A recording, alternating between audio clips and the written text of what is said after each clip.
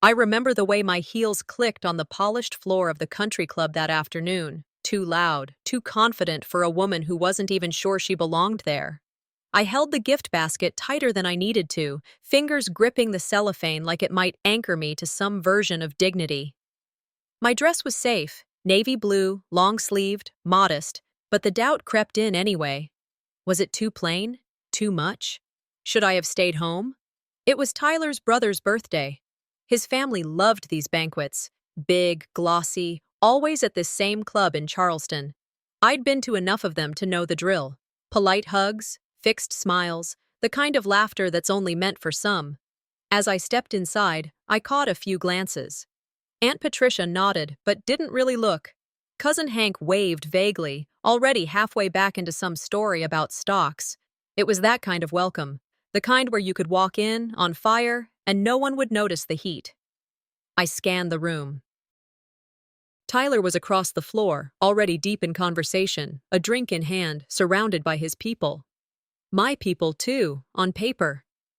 I walked toward the long banquet table, beautifully dressed in white linens and gold trim, the kind you see in magazines.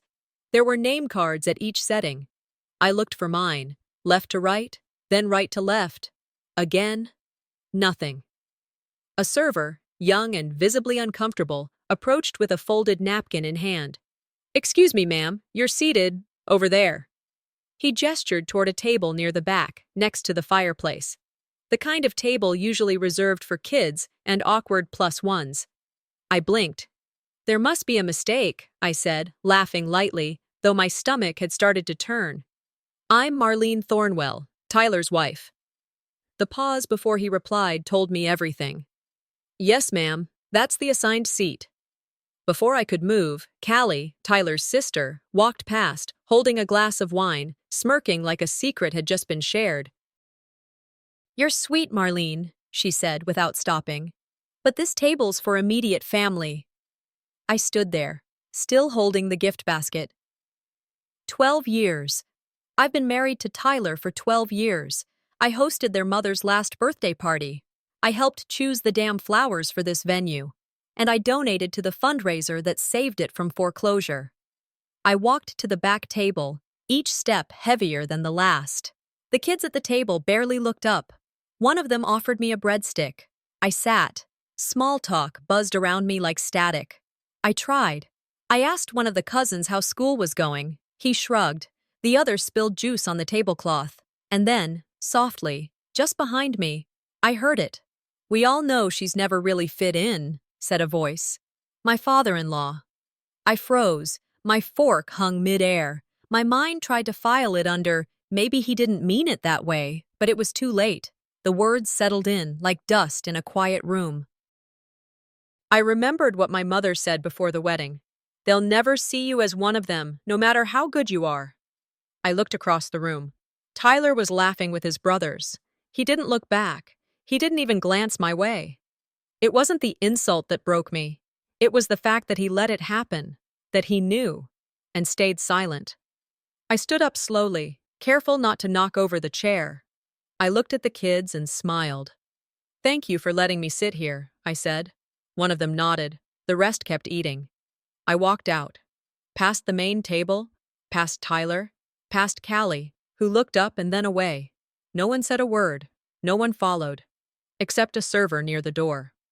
"You okay, ma'am?" he asked, concern in his eyes. I looked at him, felt my throat tighten, but didn't let it show. "I've never been clearer," I said. I got into my car, started the engine. I didn't cry. I didn't call anyone. I just drove. The sun was still out, but I watched as the shadows stretched longer over the road ahead. My hands gripped the steering wheel, not out of fear, but purpose. "If I wasn't worthy to sit at their table," I whispered, "maybe it's time I built my own." The further I drove, the quieter it got inside me. Charleston was somewhere behind me now, blurred in the rearview mirror with the rest of the things I couldn't go back to. The road was long and dark, winding through stretches of nothing, and I wasn't even watching the signs. I didn't need to know where I was. I only needed to know I wasn't going home. My hands were locked around the steering wheel like it was the only thing still holding me together. The GPS kept suggesting turnarounds, exits, different routes. It beeped gently, rerouting each time I ignored it. That little machine didn't know I wasn't lost. I just didn't want directions anymore. A part of me thought maybe I should have cried back there at the club, or screamed, or thrown the wine glass Tyler never bothered to offer me, but I didn't. I held it all in like I always did, because that's what polite wives do. That's what women who don't want to make a scene do. Now, with nothing but highway stretching ahead, my mind started whispering memories I'd long filed away as harmless. Christmas 3 years ago, my name was misspelled on the family card. Not a typo. It wasn't even close. They had 12 months to remember and still got it wrong. Easter brunch, I was asked to take the photo, not be in it, twice. Every time I walked into a room full of them and conversation hushed, like I'd interrupted something only they should hear. I used to call it forgetfulness. I used to tell myself it didn't mean anything. But tonight, those moments lined up like dominoes, and all it took was one whisper from my father-in-law to knock them all down. I wasn't kicked out of the family, I muttered under my breath. I was never fully let in. The neon sign of a roadside motel blinked through the windshield, breaking up the blackness. I pulled into the gravel lot, not because I was tired, but because I needed somewhere to stop pretending. Room 206 was beige. The carpet was rough. The air smelled like cleaning spray and old silence. I dropped my purse on the floor and sat on the edge of the bed like it might tell me what to do next. The moment at the banquet kept looping, me standing there, no place card, no seat. Like a scene I couldn't edit or fast forward. I hated that it still made my chest tighten. Tyler once told me years ago, "You know how they are, just ignore it." Back then, I thought he was shielding me. Tonight, I saw it for what it was, a gentle muzzle. He wasn't protecting me, he was protecting the illusion, the one where his family looked perfect and I didn't cause waves. My phone lit up with a message from my sister, just a meme. I almost called her back. I wanted to say something, but I didn't, because I'd spent 12 years painting over cracks so no one else could see how deep they ran. When someone says they didn't mean it like that often enough, I whispered, you start to wonder if maybe you're the one who's wrong. I walked to the vending machine and got a granola bar, ate it sitting cross-legged on the stiff motel bed. That little act, feeding myself without asking anyone's opinion, felt strange, like something I hadn't done in years. I unlocked my phone, opened the photo gallery. One after another, old family photos scrolled past, holidays, reunions, birthdays. And in each one, I was either on the edge of the frame, turned slightly away, or missing altogether, like I was there, but not really. I selected an album titled Christmas with the Thornwells. I held my finger on the screen until the trash icon popped up, and I tapped it. It wasn't a burst of rage, it was a slow, steady release, like exhaling something I didn't know I'd been holding. On the motel desk was a cheap notepad. I picked up the pen. First line. What do I deserve that I've been taught to live without? I didn't stop writing, until suddenly, it hit me. Another memory I hadn't meant to keep. Tyler, one summer evening, on the porch with his brother. I had just brought them drinks. I wasn't supposed to hear, but I was there, behind the screen door. She's sweet, he said, but she's not really one of us. I remember freezing in place, and then I smiled when I walked back out, like I hadn't heard it at all. Tonight, in that motel room, that sentence rang louder than everything else. I thought silence was safer, until I realized it was the very thing that buried me. I woke up before the sun did. No alarm, no reason to get up, but sleep had left me sometime around 4, and I knew it wouldn't be back. The motel room was as cold as it was quiet. I didn't bother turning on the lights. I didn't want to see myself in that mirror above the desk, the version of me that let it all happen, bit by bit. I dressed slowly, grabbed my purse, and headed out.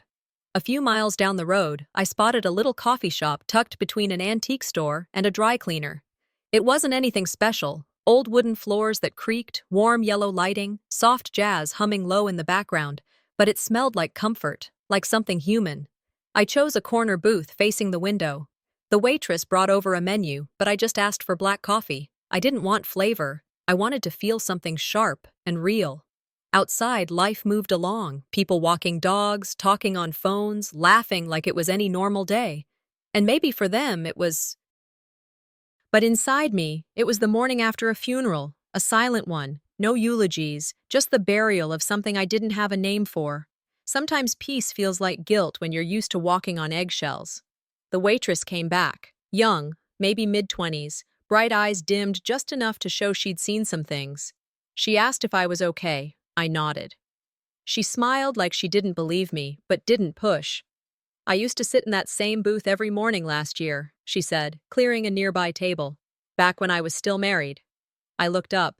Controlling guy. Made me doubt my own taste in socks, if that makes sense.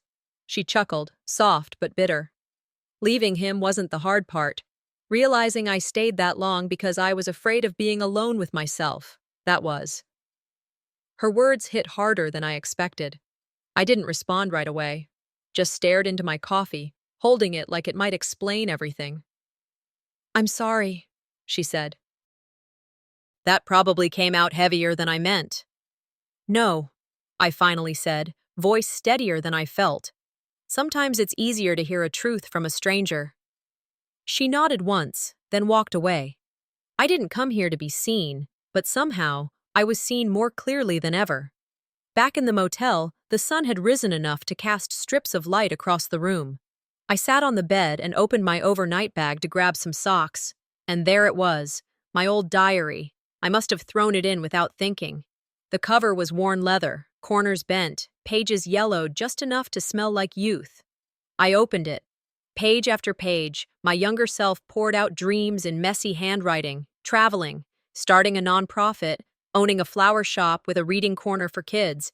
Nowhere did it say, "Become the quiet wife of a man whose family forgets her." Flipping further, I landed on a page marked with a dried petal. June 2009. Tyler made another joke at my expense in front of his brother. Laughed it off when I told him it stung, said I was being sensitive. He always does that. When I try to talk, he either jokes or goes silent. I don't know why it makes me feel small. I remembered reading that entry again, months later, after he proposed.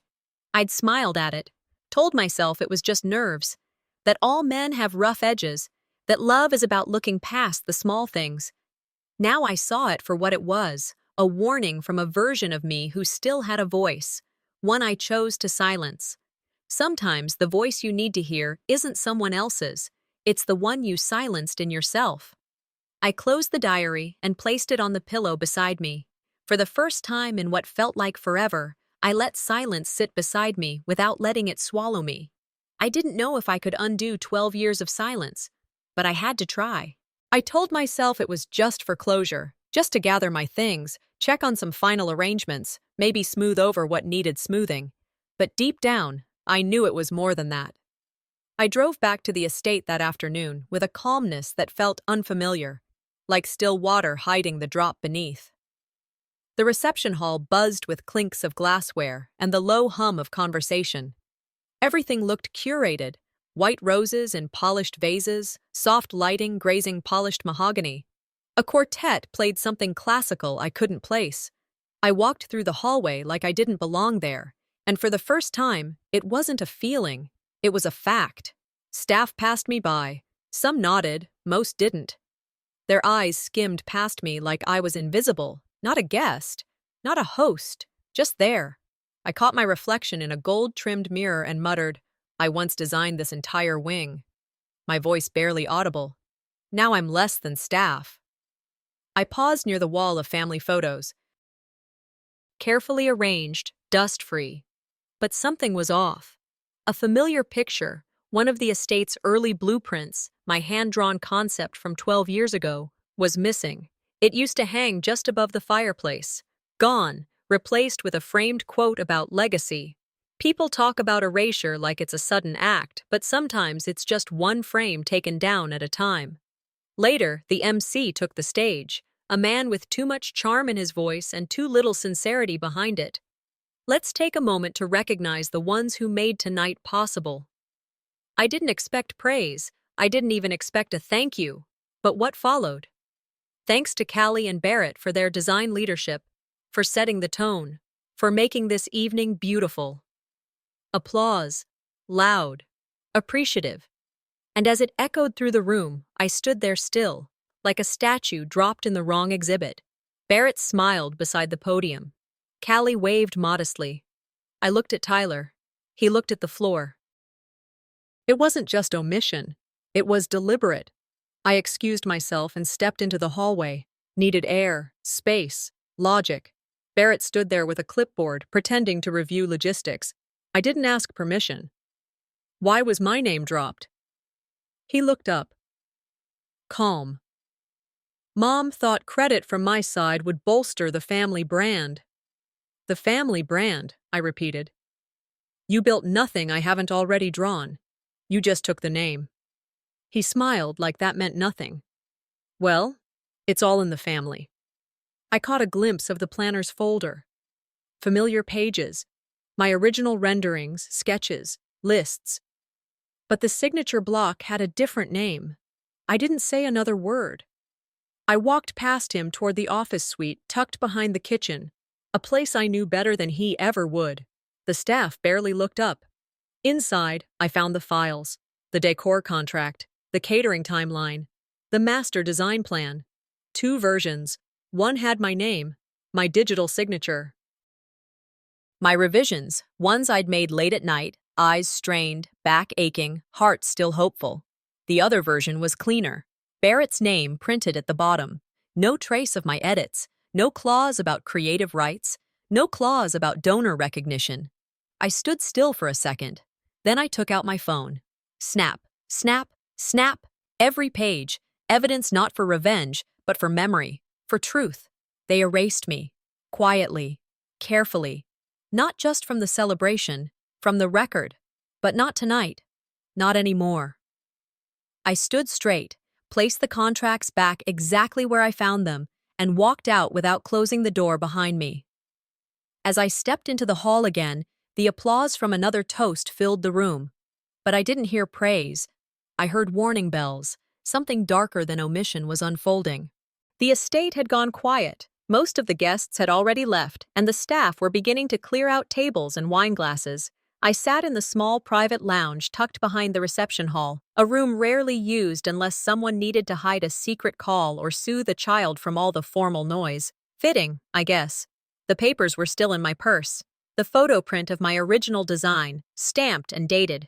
I didn't take it out yet. I was waiting. The door clicked open. Tyler stepped in like he had somewhere better to be. He didn't sit, just stood there, arms crossed. Why are you still here? His voice had no warmth, not even confusion, just cold distance. I looked up at him. Because they erased me, and you let them. He sighed like I was being dramatic. Come on, Marlene, it's just business. You're being sensitive. There it was, that familiar condescension dressed in calm. I pulled the photo from my bag, handed it to him. This is the original. The real one, the one with my name on it, the one your mother replaced. He didn't even blink. They credited Callie and Barrett. They stood on a stage and took applause for my work. And you? I paused. You looked away. He shook his head. You're making this bigger than it is. I laughed. Not out of humor, more like disbelief. Do you hear yourself? I designed that entire layout. I negotiated contracts, made vendor lists, picked every detail. You stood next to me when I worked 12-hour days on that. He finally sat. But not to apologize, just to look tired. You've always needed more credit than made sense, he said. My eyes narrowed. No, I've always needed respect. The fact that you can't tell the difference says everything. I leaned forward, voice steady. I was your partner in life, not your accessory. He rubbed the bridge of his nose, then finally said what I think had been waiting in his mouth for weeks. Mom said if I didn't distance you, I'd lose my position in the family trust. I didn't move for a beat. Then I whispered, Then I guess you made your choice. And now I'll make mine. I stood. He didn't follow. He didn't even speak. The hallway was dim when I stepped out. Somewhere in the background, someone was still laughing near the catering trays. It all sounded far away now. By the time I got back to my car, I had already texted Ava, the attorney I met 5 years ago at a charity gala in Savannah. one of the few people who ever gave me straight answers. I kept the message brief. Need a discreet meetup, personal matter, time sensitive. Then I pulled out the drive and began copying files from my phone. Photos of contracts, side-by-side versions, messages from vendors. All of it went onto that tiny silver stick, like seeds going into soil. My mind was moving fast now, but not panicked, just focused. I started making a list in my notepad app.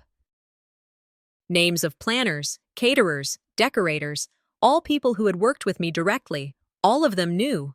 All of them played along when the credit shifted. And then I remembered something Callie once said when she thought no one was listening. Always keep the help happy. They see everything. She was right. I just needed them to start talking. They thought they could push me to the side with silence. But I had just learned how loud quiet could become. I stepped outside into the garden behind the estate, the thick air from inside clinging to me like a lie that refused to let go. The cool breeze hit my arms, but the heat under my skin didn't fade. I pulled my shawl tighter, not from the cold, but from the humiliation still crawling up my spine. The night was quiet except for the low hum of voices and clinking glasses echoing from the reception hall. I needed space, to breathe, to feel human again after being treated like a ghost in a home I helped build. Then I heard footsteps. Barrett. His silhouette moved through the hedge archway like he belonged in every frame of this estate. He smiled. Not warmly, just that polished political grin that said more about him than anything honest could. "Pretty night," he said. "Needed a little air myself." I didn't reply. He wasn't here to chat. Not really. "You know," he continued, voice casual, "I think the event went off better than expected. Mom's thrilled. Press seemed happy." I turned slowly. "You think a smile can cover what you stole?" His face didn't twitch. "You're upset." "I'm erased," I corrected. "You took my name off work you didn't do. You know that." He paused, let the silence hang. Then he said, "You had your time, Marlene. You were always the helpful wife. But this is family business.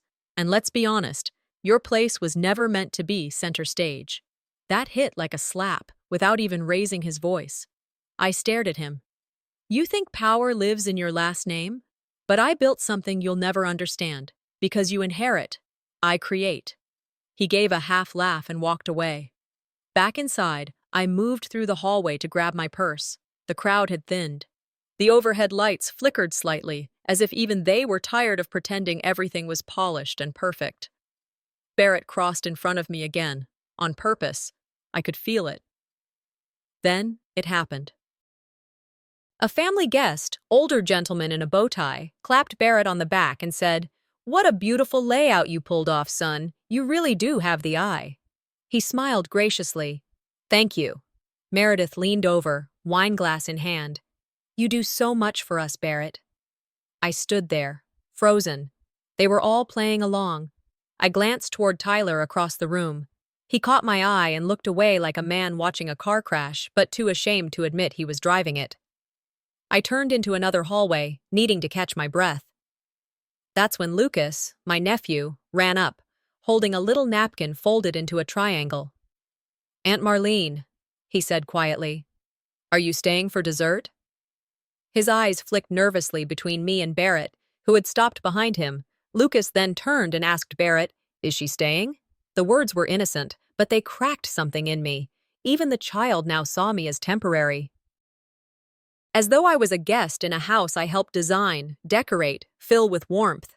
My voice caught in my throat, but I forced a small smile. "We'll see, sweetheart."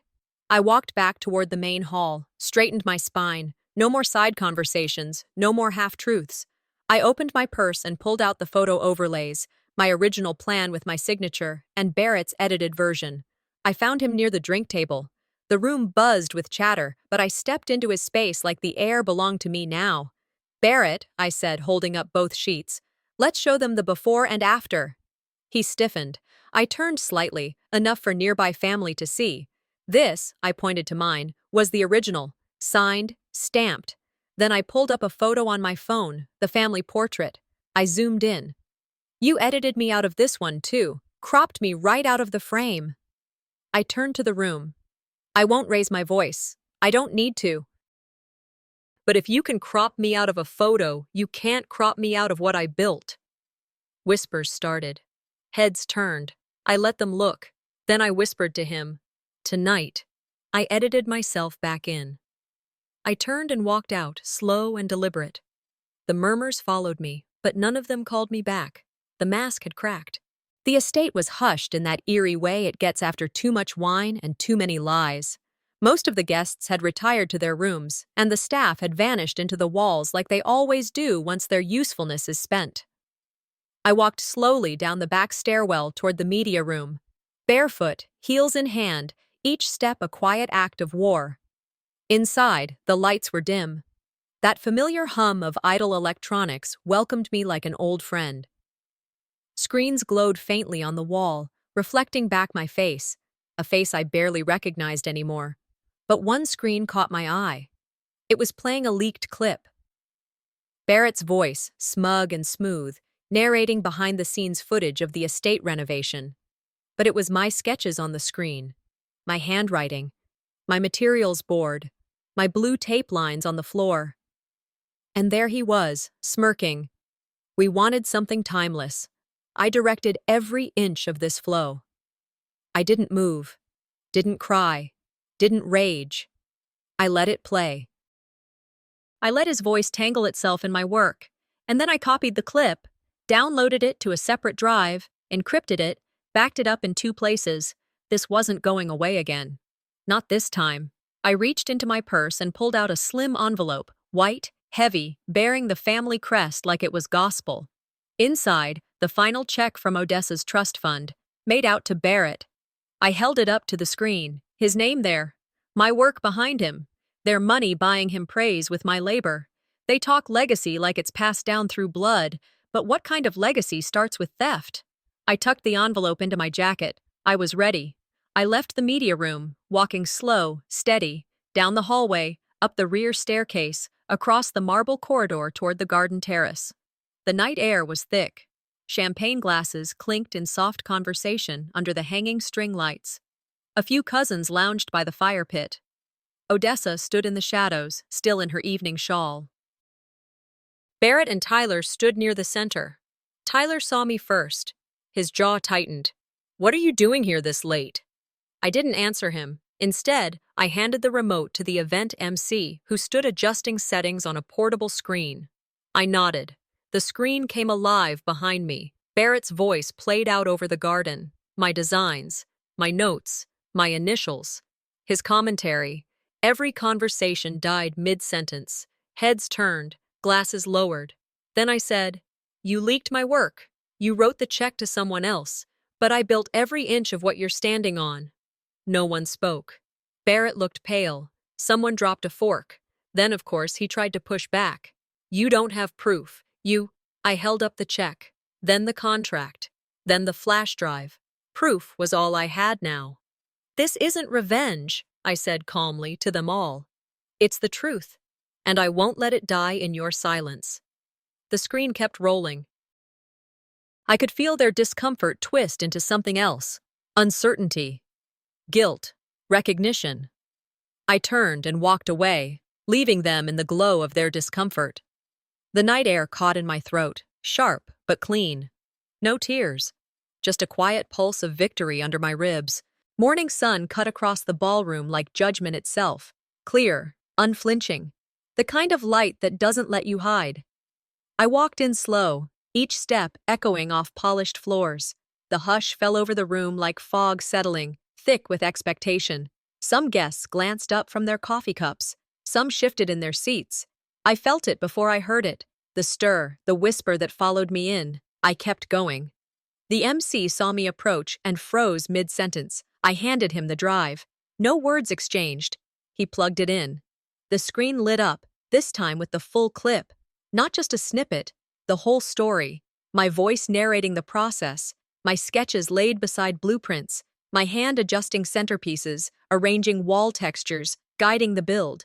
And Barrett, smirking in the background, falsely claiming the vision. People started turning. Faces paled. One woman whispered something into her husband's ear.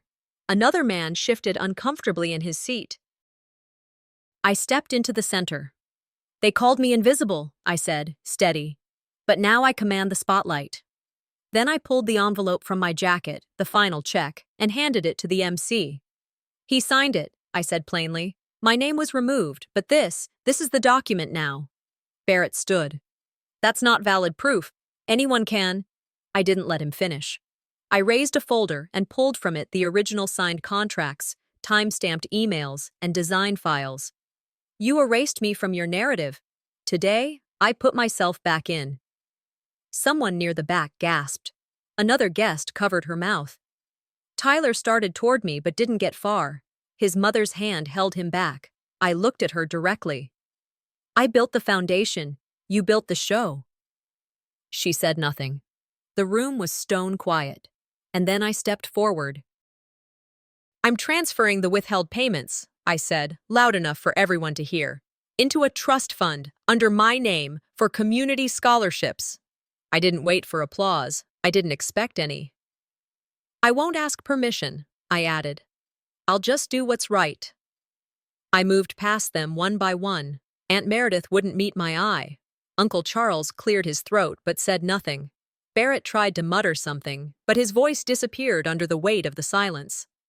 I handed physical copies of the documents to the local reporters invited to the event, copies with highlighted terms, side-by-side signatures, and visuals of the work they'd stolen. And then I dropped the last line. The decor, the logo, the branding tonight, all of it based on my original architecture, not one credit. I let that sit there. Then I turned. The screen went black behind me. I walked through the wide double doors onto the terrace, the glass behind me reflecting the stunned faces. I stood there breathing. They needed me, I whispered, but all they expected was my silence. A voice to my left, one of the guests, spoke low. You forced them to hear. I didn't turn, just closed my eyes, let the moment settle. It wasn't joy I felt. It was justice. The leaves had started turning in Asheville. Amber, rust, a few hanging on in gold. I sat on a weathered bench near the edge of the park, a steaming cup of coffee resting between my hands. The wind was sharp, but clean, like something had finally aired out. 6 weeks. That's how long it had been since I stood in that ballroom and tore the silence open. Now the world had quieted in a different way. Not empty, just still. The kind of stillness that doesn't yell at you, doesn't demand your attention. It just sits beside you, like a friend who understands without needing to talk. I live alone now, small townhouse. Nothing extravagant, but it's mine. Bright kitchen, garden out back. I can see the sunrise from the bedroom window. The media noise burned hot, then burned out. Not a word from the family. Not one. Not even a message from Meredith or Odessa.